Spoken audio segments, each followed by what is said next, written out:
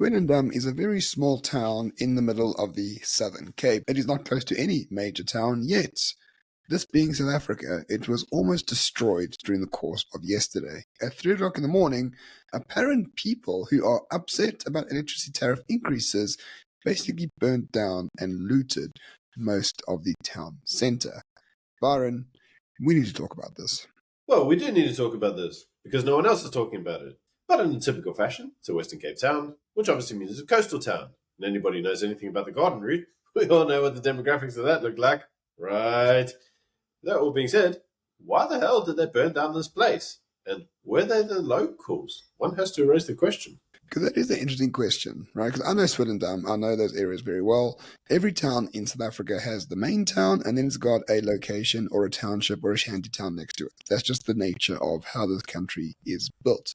Often those people work in the town, and it goes against their interest to burn down shit every second week. And I will repeat this. Swellendam is a lonely little town in the middle of literally nowhere. And it got burned down in a peaceful protest. There's something more happening here. Yeah, I mean, I live in one of those Garden Route sleepy little towns, so I know exactly how they go. And the reality is that quite often the locations don't want to be involved in crime, because many of the individuals that live in the location work in the small city, or the small or town, if we call it that. They work in the shops, they work at the petrol stations. Many of them work as domestic services. Some of them work as garden services. There are a variety of ways. Some of them are security. They don't want their reputation as a workforce to be damaged by crime. So as a result, what we typically tend to see in some of these places is that they all have leaders, and those leaders are very actively involved in the local CPF. As part of the CPF, they will identify individuals that get involved in small petty crime. So with that all being said, everybody usually knows each other in these small locations, and it's very difficult for there to be actual crime because there's nowhere really to hide. But just think about this. At 3 o'clock in the morning, there is a protest. They're protesting about electricity increases and things like that. Hundreds of people flood the main town at 3, 4 o'clock in the morning, ransack, loot, burn down everything. And somehow we're supposed to believe that this is just spontaneous? This just miraculously occurred out of nowhere? I must insist. Swellendam is in the middle of nowhere. There are no big hubs close by. So, where on earth do those people come from? That is the real question. Is it a false flag operation? Were they bussed in from somewhere else, perhaps, to cause chaos and destruction?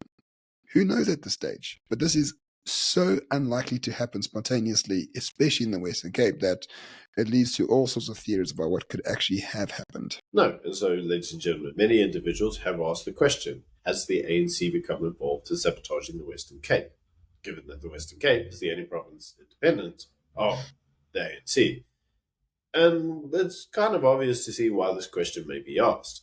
Western Cape does actually run really well. I must say, this doesn't really strike me as the typical type of protest that occurs in the Western Cape.